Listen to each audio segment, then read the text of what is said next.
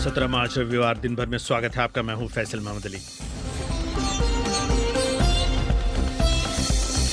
4 सूबों में हुई धार्मिक हिंसा की लपटें अब दिल्ली पहुंची। मगर अचानक से हमारे ऊपर पथराव हुए मस्जिद के ऊपर से। नारा लगाते हुए इन लोगों ने जय श्री राम का नारा या जो भी नारा लगाते रहे और उसी दरमियान 2-4 पत्थर आए। अब तक 14 लोग गिरफ्तार। यूक्रेन से सुनेंगे रिपोर्ट। रूस के युद्धपोत डूबने का लड़ाई पर क्या होगा असर। मध्य प्रदेश में मुसलमान मस्जिदों में सीसीटीवी क्यों लगा रहे हैं। कैमरा ही तय कर रहे हैं ना। अब अदालत का फैसला कहाँ है, अब तो कैमरा ही तय कर, अदालत ही हो गया कैमरा, सुप्रीम कोर्ट ही कैमरा हो गया भारत में। हमने कल ही मीटिंग कर ली और जल्दी सब प्रोसेस शुरू कर देंगे। सब आगे, लेकिन पहले बीबीसी समाचार।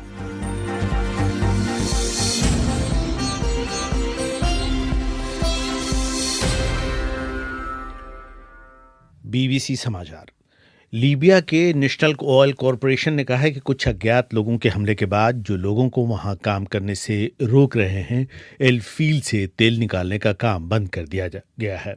जो लोग इसके लिए जिम्मेदार हैं उन्हें त्रिपोली में मौजूद प्रधानमंत्री अब्दुल हमीद अल देबेबा का विरोधी बताया जा रहा है। एल फील्ड के तेल कुएं से हर दिन 65,000 बैरल कच्चे तेल का उत्पादन होता है। लीबिया में मार्च से 2 सरकारें हैं। पूर्व में मौजूद संसद ने आंतरिक मामलों के पूर्व मंत्री फाती बशागा को देबेबा की जगह नियुक्त कर दिया था। इसके बाद से देश के पूर्वी और पश्चिमी क्षेत्रों में तनाव है। साल 2011 में देश के पूर्व शासक मुअम्मर गद्दाफी के हटाए जाने के बाद से हिंसा और अस्थिरता का दौर जारी है। उत्तर कोरिया ने कहा है कि उसने एक नए हथियार का टेस्ट किया है जो उसकी सैन्य क्षमता को बहुत अधिक बढ़ा देगा। विशेषज्ञों का मानना है कि नया मिसाइल इस तरह तैयार किया गया है कि वह परमाणु हथियार लेकर चल सकता है। इसका मतलब ये हुआ कि उत्तर कोरिया परमाणु परीक्षण शुरू करने की तैयारी कर रहा है। दक्षिण कोरिया ने इस बात की पुष्टि की है कि उत्तर की ओर से शनिवार को समुद्र की ओर 2 मिसाइल लॉन्च किए गए थे। ऐसा समझा जाता है कि लॉन्च ठीक उस दिन किया गया जिस दिन उत्तर कोरिया के संस्थापक किम इल संग का जन्मदिन होता है। ब्रितानी प्रधानमंत्री बोरिस जॉनसन इस हफ्ते भारत यात्रा पर आ रहे हैं। जॉनसन पहले गुजरात जाएंगे जहां वो उद्योग और व्यापार जगत के लोगों से मुलाकात करेंगे, जिसके बाद वो शुक्रवार को दिल्ली पहुंचेंगे और प्रधानमंत्री नरेंद्र मोदी से भेंट करेंगे। यात्रा से पहले ब्रितानी प्रधानमंत्री ने कहा कि लोकतांत्रिक देशों को साथ आना चाहिए उन सभी के खिलाफ जो तानाशाही में यकीन करते हैं। पिछले साल जॉनसन ने भारत के खिलाफ ट्रैवल बैन को कुछ दिनों के लिए रोक दिया था क्योंकि वो अपनी यात्रा जारी रखना चाहते थे। दोनों देशों के बीच सुरक्षा और व्यापार के क्षेत्र में संधि है। इस यात्रा के दौरान दोनों खास तरह के उद्योग धंधों, रक्षा और अक्षय ऊर्जा में समझौतों का ऐलान कर सकते हैं। असम में भारी बारिश और भयंकर तूफान के कारण पिछले 3 दिनों में 14 लोगों की मौत हो गई है। कम से कम 21,000 लोग इससे प्रभावित हुए हैं। गुवाहाटी से दिलीप शर्मा। असम में एक तरफ जहां चारों ओर जातीय उत्सव बिहू की धूम है, लोग बिहू मना रहे हैं, वहीं पिछले गुरुवार से राज्य के कई हिस्सों में आई आंधी और बारिश के कारण 12 जिलों के 592 गांव में करीब 21,000 लोग प्रभावित हुए हैं। असम आपदा प्रबंधन विभाग की ओर से रविवार को जो जानकारी दी गई है उसके अनुसार राज्य में तेज आंधी, बिजली गिरने और भारी बारिश के कारण सबसे ज्यादा नुकसान डिब्रूगढ़, तिनसुकिया, बारपेटा, ग्वालपाड़ा और बाक्सा जिले में हुआ है। डिब्रूगढ़ जिले में तेज आंधी के बाद कम से कम 5 लोगों की मौत हो गई है। तूफान ने सैकड़ों घरों को तोड़ दिया है और संपत्ति नष्ट हो गई है। ये थे दिलीप शर्मा। कोविड पर हुई एक स्टडी में पाया गया है कि हफ्ते के आखिर में बीमारी से होने वाली मौतों की तादाद आम दिनों से 6% ज्यादा होती है। कर्नाटक के टोरंटो यूनिवर्सिटी के शोधकर्ताओं ने पाया कि इस तरह की बात अमेरिका, ब्राजील, पुर्तगाल और कई दूसरे मुल्कों ने सामने लाई है। उन्होंने माना कि एक वजह केसेस का देर से रिपोर्ट होना हो सकता है, लेकिन साथ ही ये भी हो सकता है कि सप्ताहांत में अस्पतालों में स्टाफ की कमी रहती हो। शोधकर्ताओं ने पिछले 2 सालों के दुनिया भर के रिकॉर्ड को मिलाकर देखा। उनका कहना था कि जरूरत है कि दुनिया भर में स्वास्थ्य सेवा हर दिन बेहतर रहे। बीबीसी समाचार।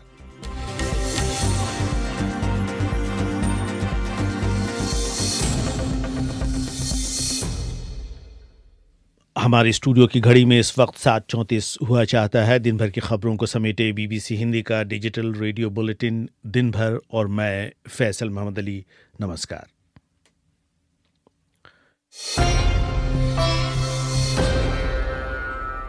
पिछले दिनों कर्नाटक से लेकर मध्य प्रदेश और झारखंड से लेकर गुजरात तक जिस तरह का धार्मिक उन्माद नजर आया, उसकी लपटों ने कल देर शाम दिल्ली को भी अपने घेरे में ले लिया। 4 राज्यों में हिंसा रामनवमी के जुलूस के दौरान शुरू हुई थी तो कल दिल्ली की जहांगीरपुरी का मामला हनुमान जयंती जुलूस यात्रा का था।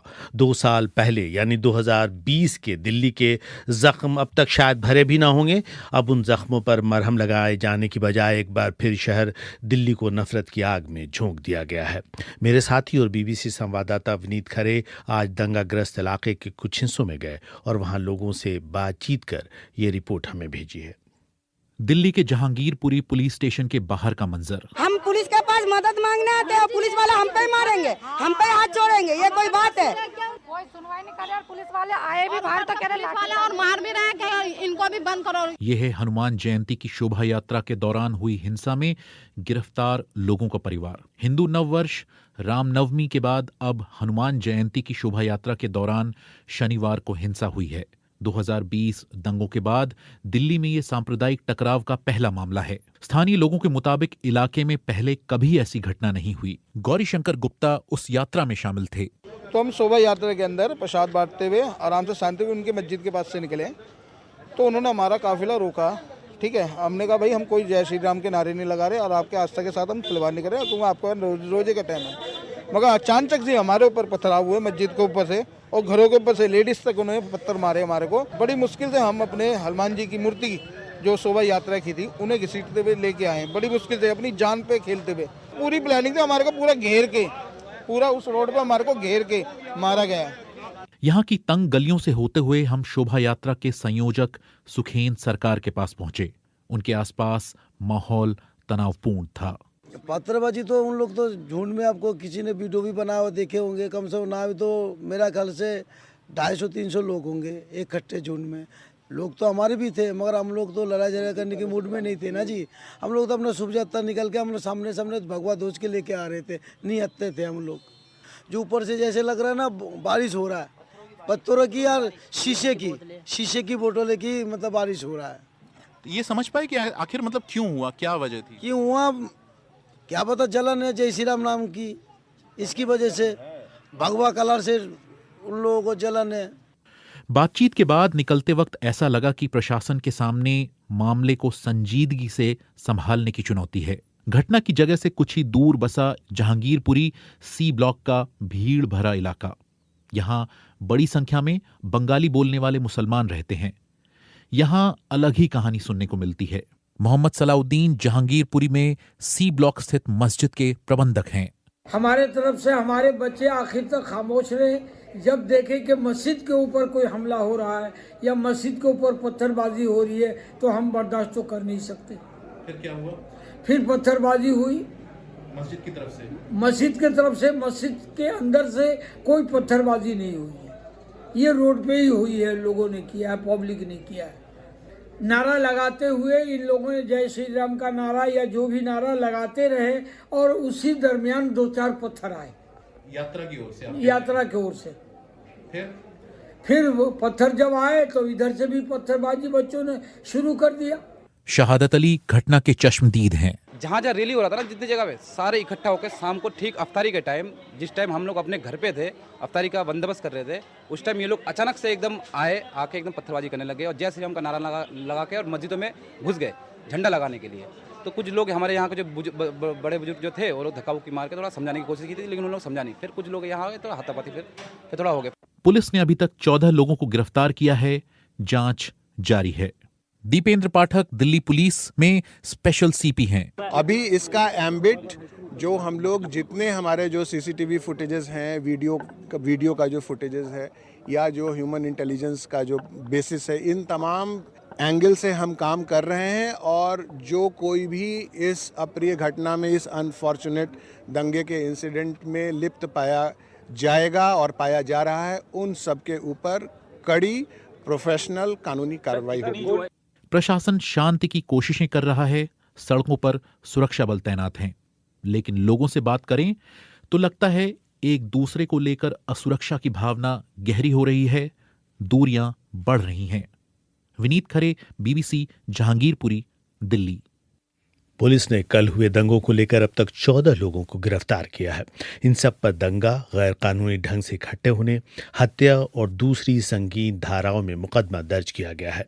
दिल्ली उत्तरी क्षेत्र के विशेष पुलिस कमिश्नर दीपेंद्र पाठक ने संवाददाताओं को बताया कि पुलिस ने दंगाग्रस्त इलाके में शांति समितियों का भी गठन किया है। अब तक हमने 14 दंगाइयों को गिरफ्तार किया है। उसमें जो मेन सरगना है वो भी इन्वॉल्व है और दूसरा जिसने गोली चलाई थी उसको भी हमने गिरफ्तार किया है और जो वेपन ऑफ ऑफेंस है उसको भी हमने रिकवर किया है। इसके अलावा जो इलाके में जो भी मौजूद लोग हैं और तमाम जो सिटीजन्स एंड नागरिक हैं उनके साथ हम कॉन्टिन्यूअस कम्युनिकेशन में हैं। आज डीसीपी नॉर्थ वेस्ट ने एक अमन कमेटी, पीस कमेटी की मीटिंग ली है जो 3 थाना क्षेत्र का इलाका लगता है यहाँ से, उन सभी लोगों को बुलाकर। मुख्य अभियुक्त कौन है, दूसरा ये कि क्या जांच जो है लोकल पुलिस करेगी या क्राइम या सेल को जो है? एफआईआर में जो नामजद अभियुक्त है उसको हमने अरेस्ट किया है, अंसार। और दूसरी चीज, चूंकि ये अभी इन्वेस्टिगेशन चल रहा है, किसका क्या रोल है, क्या बात है, क्या कॉन्स्पिरेसी है, क्या बातें थी और कितने लोग हैं और बहुत सारे लोगों का आइडेंटिफिकेशन चल रहा है। दीपेन जी, जो जहांगीरपुरी थाने के बाहर जो कुछ परिवार हैं उनका कहना है कि सिर्फ एक धर्म के लोग को क्यों गिरफ्तार किया गया अभी तक, और उनका आरोप है कि पुलिस ने उनके साथ मारपीट की और गाली गलौज किया है। देखिए,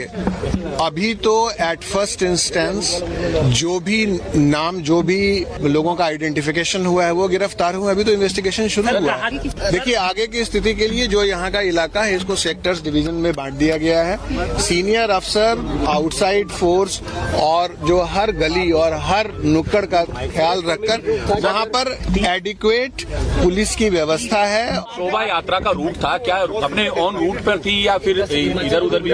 तीसरी बार सर वो जब राउंड ले रही थी तब? नहीं, देखिए, बहुत सारी चीजें और बहुत सारा डिटेल्स जो है वो इन्वेस्टिगेशन के बाद सामने आएगा। जैसे आरोप लगाया जा रहा है कि क्या मस्जिद के अंदर घुसने की कोशिश की, तो ये आया है? नहीं, देखिए, अभी ये सारा मसला इन्वेस्टिगेशन का है। अभी हम लोग let us not jump to the any conclusion.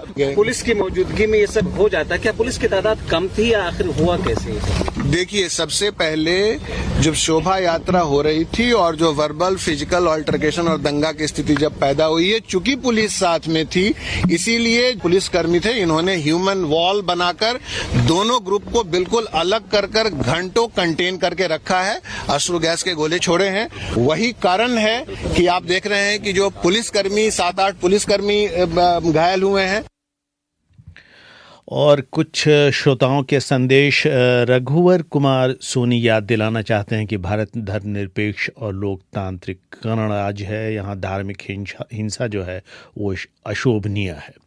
Mohsin Khan तन्हा कहते हैं कि रोज़गार से ज़्यादा धर्म को अहमियत दी जा रही है, उसी से ऐसी घटनाओं का जन्म होता है। प्रेमा भिष्ट कहना चाहती हैं कि हिंसा बढ़ाने वाले इसी तरह के मौक़ों के तलाश में रहते हैं। कश्यप ज्योति का कहना है कि पिछले साल इस इलाके में उनके चाचा का एक्सीडेंट हुआ था लेकिन पुलिस ने कुछ नहीं किया।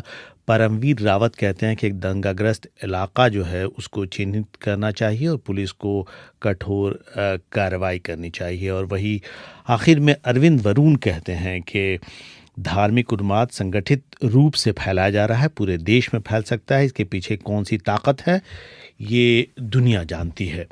तो भारत के अलग अलग हिस्सों में फैल रही हिंसा को लेकर कांग्रेस, राष्ट्रवादी जनता पार्टी और वामपंथी दलों को मिलाकर 13 राजनीतिक दलों ने अपील जारी की है जिसमें कहा गया है कि देश में जिस तरह खान पान, लिबास, मजहब, त्यौहार और भाषा को लेकर फूट डालने की कोशिश हो रही है उससे वो बेहद दुखी हैं। कहा गया कि जिस तरह से हेट स्पीच के मामले बढ़ रहे हैं और जिस तरह लगता है इन लोगों को हुकूमत की सरपरस्ती हासिल है और उनके खिलाफ कोई सख्त कार्रवाई नहीं होती, वो चिंता का विषय है। हस्ताक्षर के साथ जारी अपील में सोनिया गांधी, शरद पवार, तेजस्वी यादव और दूसरे नेताओं ने कहा कि हाल में जिस तरह की हिंसा कई राज्यों में हुई है उसके पीछे एक गहरी साजिश बताई जाती है। इस सबसे पहले भड़काऊ भाषण दिए जाते हैं और फिर हथियारबंद लोग जुलूसों में शामिल होते हैं। इन नेताओं ने हाल की हिंसा पर प्रधानमंत्री नरेंद्र मोदी की चुप्पी को लेकर भी कई तरह के सवाल खड़े किए। और जैसा कि श्रोताओं को मालूम है कि पिछले दिनों मध्य प्रदेश के खरगोन और दूसरे इलाकों में हिंसा हुई थी। उसके बाद मध्य प्रदेश में जुलूस के दौरान हिंसा को लेकर भोपाल के शहर काजी ने कहा है कि वो कानूनी पहलुओं पर विचार कर रहे हैं। साथ ही प्रदेश के मुसलमानों ने तय किया है कि मस्जिदों के बाहर कैमरे लगाए जाएं ताकि हिंसा के समय की रिकॉर्डिंग मौजूद रह सके, जिसको लेकर उनके अनुसार पूरे समाज को बदनाम करने की कोशिशें होती हैं। हालांकि कुछ लोग ये सवाल भी उठा रहे हैं कि क्या ये मसले का हल है। भोपाल से शूर्य न्याजी। मध्य प्रदेश की मस्जिदों के बाहर अब सीसीटीवी कैमरे लगाए जाने की तैयारी शुरू हो गई है। भोपाल शहर के काजी सैयद मुश्ताक अली नदवी ने यह अनुरोध मस्जिदों के सदर और सेक्रेटरी से किया है। सैयद मुश्ताक अली नदवी ने कहा है कि जिस तरह का माहौल मुल्क और प्रदेश में हो रहा है, इसलिए ज़रूरी हो जाता है कि मस्जिदों के बाहर सीसीटीवी कैमरे लगाए जाएं ताकि असामाजिक तत्व कोई हरकत करे तो उसका रिकॉर्ड मौजूद रहे। इसके साथ ही शहर काजी ने कहा है कि उन्होंने वकीलों से कहा है कि जिनके घर टूटे हैं उनकी मदद के लिए कोर्ट जाएं।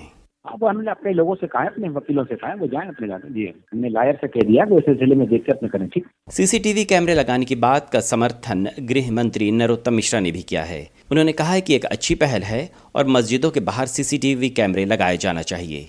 वहीं नरोत्तम मिश्रा ने यह भी कहा है कि खरगोन में जो घर तोड़े गए हैं वो अवैध थे, इसलिए तोड़े गए हैं।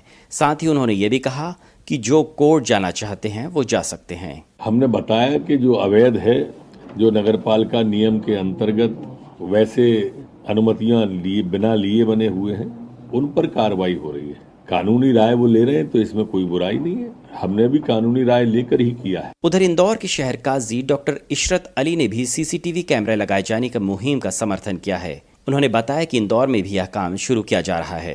हम तो इंदौर में शुरू भी कर दिया हमने लगवा के। हाँ, तो करना ही पड़ेगा ना। जब अगर कैमरे ही तय कर रहे हैं तो फिर अब क्या करोगे आप? कैमरे ही तय कर रहे हैं ना। अब तो अदालत का फैसला कहाँ है? अब तो कैमरा ही तय कर, अदालत ही हो गया कैमरा। क्या करेगा आदमी? दिख रहा है ना, अब तो अदालत कैमरा ही फैसला करेगा। मतलब सुप्रीम कोर्ट ही कैमरा हो गया भारत में। हमने कल ही मीटिंग कर ली और जल्दी सब प्रोसेस शुरू कर देंगे। वहीं सामाजिक संगठन बरकतुल्लाह यूथ फोरम के अनीस अली इसे एक अच्छा कदम तो जरूर मान रहे हैं, लेकिन वो सवाल करते हैं कि क्या इससे हालात बदल जाएंगे।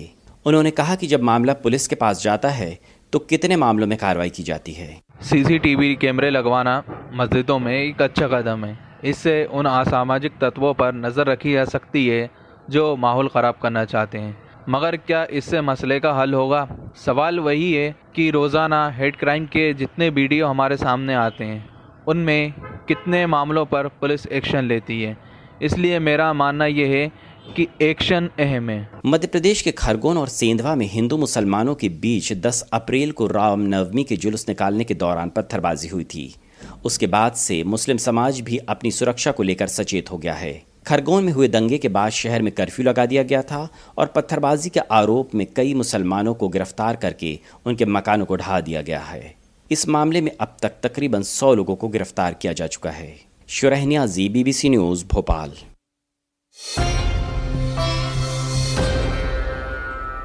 और अब रुख करते हैं यूक्रेन की तरफ। रूसी फौज ने राजधानी कीव और उत्तर पूर्वी शहर खार्किव पर मिसाइल हमलों को तेज कर दिया है।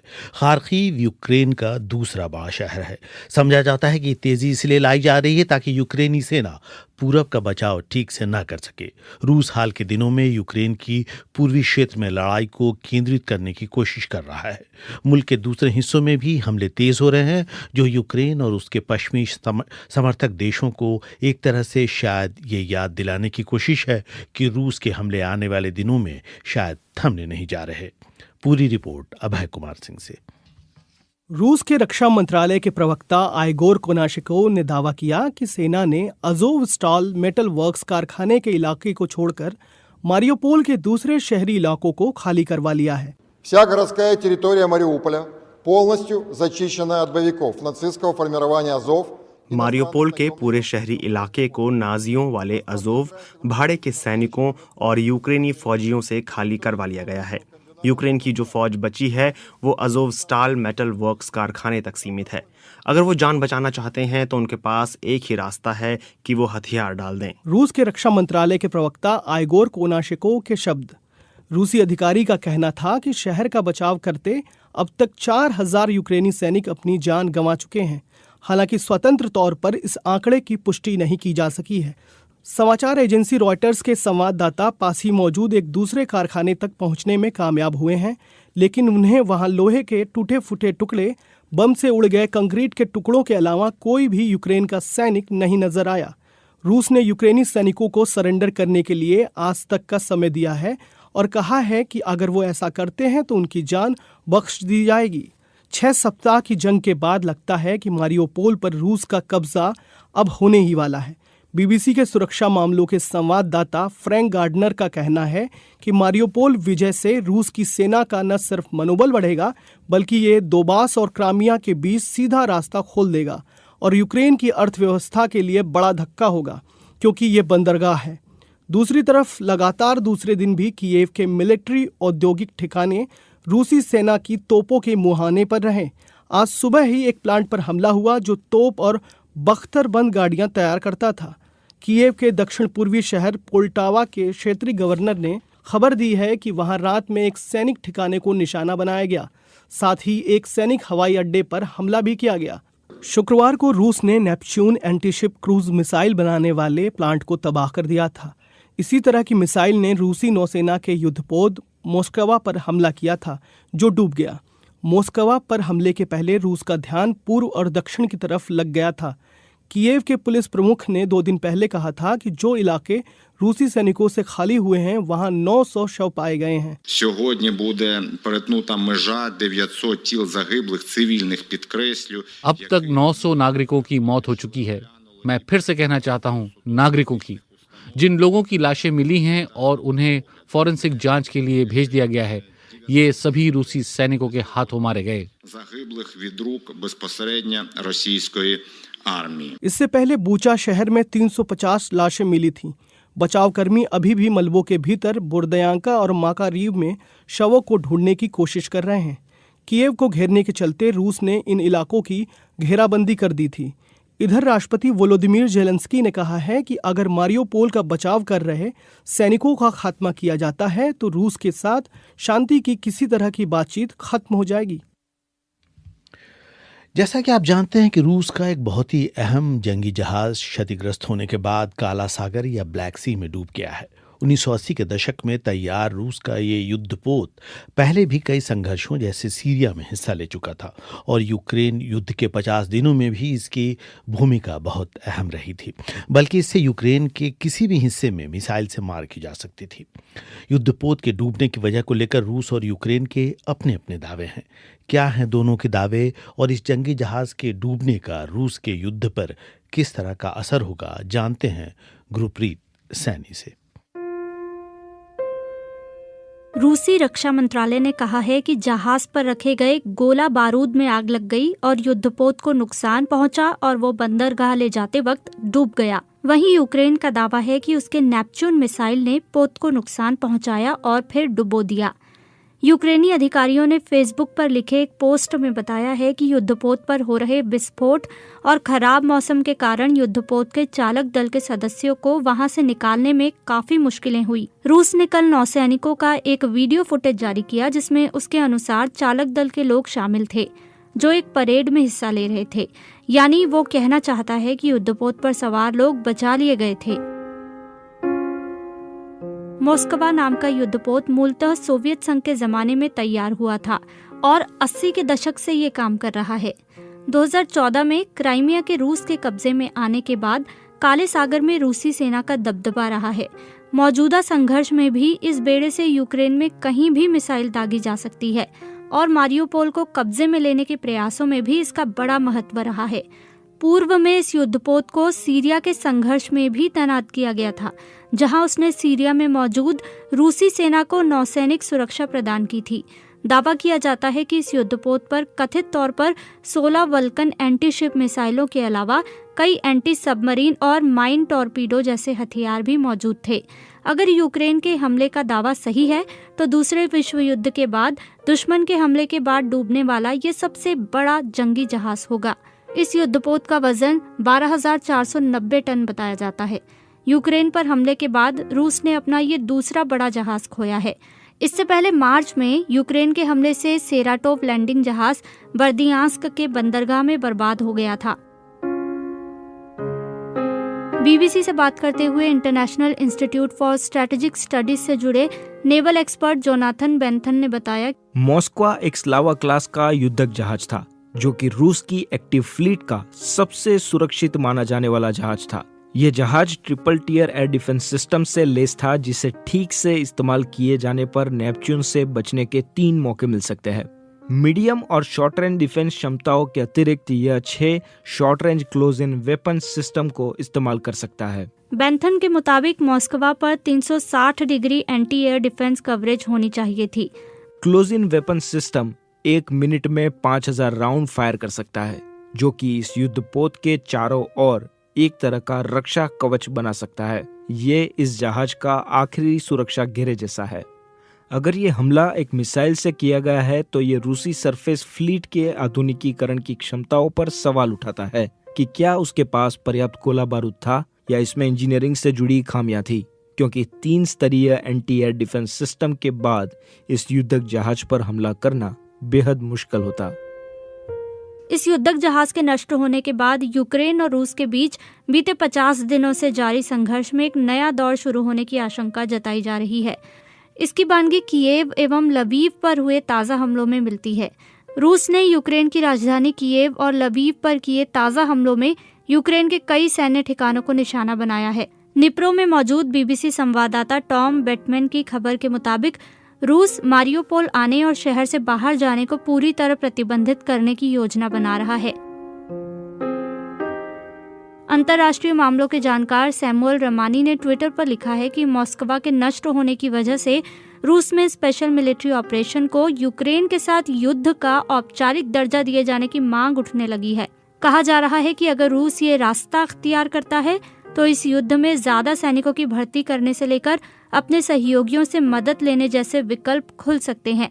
हालांकि इस मुद्दे पर रूस की ओर से किसी तरह का आधिकारिक बयान नहीं आया है।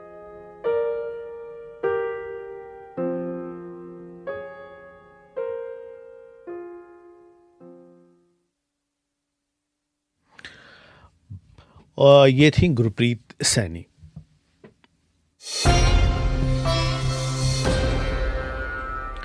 भारतीय गृह मंत्री अमित शाह ने हाल में बयान देकर कि चंद दिनों पहले पूर्वोत्तर के सभी राज्यों ने 10वीं क्लास तक के लिए हिंदी को अनिवार्य करने को लेकर सहमति जताई है। इसको लेकर भाषा और संस्कृति को लेकर जो सजग सूबे हैं उत्तर पूर्व के, वो इस बयान को पूर्वोत्तर क्षेत्रों में हिंदुस्तान को थोपने की कोशिश के तौर पर देख रहे हैं। राज्य के कई संगठनों ने मिलकर इस मामले को केंद्र के साथ उठाया है। क्यों हो रहा है असम और दूसरे राज्यों में हिंदी का विरोध, सुने दिलीप शर्मा से। नॉर्थ ईस्ट स्टूडेंट ऑर्गेनाइजेशन के अध्यक्ष सैमुअल बी जिरवा ने अपना विरोध जताते हुए कहा,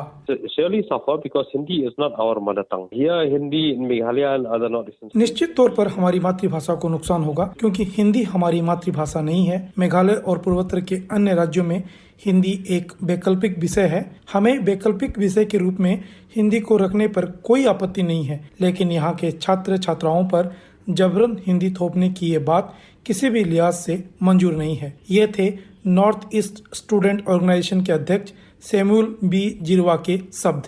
पूर्वोत्तर राज्यों के 8 प्रमुख छात्र संगठनों के इस संयुक्त मंच नॉर्थ ईस्ट स्टूडेंट ऑर्गेनाइजेशन ने बीते सोमवार को गृह मंत्री को एक ज्ञापन भेजा है। अमित शाह, जो कि संसदीय राजभाषा समिति के अध्यक्ष भी हैं, उनका कहना है कि उत्तर पूर्व के इन 8 राज्यों में हिंदी पढ़ाने के लिए 22,000 शिक्षक बहाल किए गए हैं और पूर्वोत्तर के 9 आदिवासी समुदाय ने अपनी बोलियों की लिपि को बदलकर देवनागरी कर लिया है। मेघालय की पूर्व शिक्षा मंत्री एवं मौजूदा विधायक माजल अम्प्रीन लिंगदो ने कहा,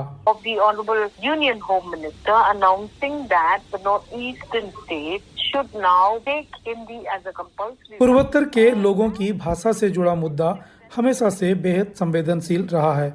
दरअसल असम से टूटकर मेघालय के राज्य बनने के पीछे भी भाषा ही बड़ा कारण था। मेघालय के लोगों ने असमिया भाषा की जगह अपनी भाषा को प्रमुखता देने की मांग उठाई थी। इसके अलावा असम के बराक घाटी में बंगाली भाषा के आंदोलन भी असम सरकार द्वारा असमिया को राज्य की एकमात्र आधिकारिक भाषा बनाने के फैसले के खिलाफ था। उस दौरान भाषा को लेकर हुए विरोध से जुड़ी मुख्य घटना 19 मई 1961 को सिलचर रेलवे स्टेशन पर हुई थी, जिसमें 11 बंगाली लोगों की मौत हो गई थी। असम के वरिष्ठ पत्रकार बैकुंठनाथ गोस्वामी कहते प्रयोजनत यदि कोनबाई हिंदी की अन्य भाषाओं शिके तात आमार आपत्ति एको नाई। अगर कोई अपनी आवश्यकता के लिए हिंदी या फिर अन्य कोई भाषा सीखता है तो उसमें किसी को आपत्ति नहीं है। यहाँ के स्कूलों में हिंदी सालों से एक वैकल्पिक भाषा के तौर पर पढ़ाई जा रही है, लेकिन केंद्र सरकार जिस तरह हिंदी को यहाँ के लोगों पर थोपने का प्रयास करती दिख रही है, उसमें बीजेपी आरएसएस के हिंदी हिंदू हिंदुस्तान वाले फॉर्मूले की पहली झलक दिखाई दे रही है। ये थे असम के वरिष्ठ पत्रकार बैकुंठनाथ गोस्वामी के शब्द। असम प्रदेश बीजेपी के वरिष्ठ नेता तथा असम वित्तीय निगम के अध्यक्ष विजय गुप्ता कहते हैं, दोनों भाषाओं का महत्व है। आज के डेट में जब ग्लोबल जो इन्वायरमेंट हो गया है, चाहते हैं कि इस प्रदेश के रहने वाले लोग दूसरी भाषाएं जो है, आज हिंदी जो है वो राजभाषा भी है, तो हिंदी को भी लोग अपनाएं। असम समेत पूर्वोत्तर के कई राज्यों में त्रिभाषा सूत्र का पालन किया जा रहा है। अरुणाचल प्रदेश को छोड़कर कक्षा 8वीं तक यहाँ हिंदी अनिवार्य रूप से पढ़ाई जाती है, जबकि अरुणाचल प्रदेश में हिंदी 10वीं तक अनिवार्य भाषा है। त्रिपुरा में हिंदी किसी भी कक्षा तक अनिवार्य नहीं है। दिलीप कुमार शर्मा, BBC गुवाहाटी। स्टूडियो संभाला था राजेश चौहान ने। नमस्कार।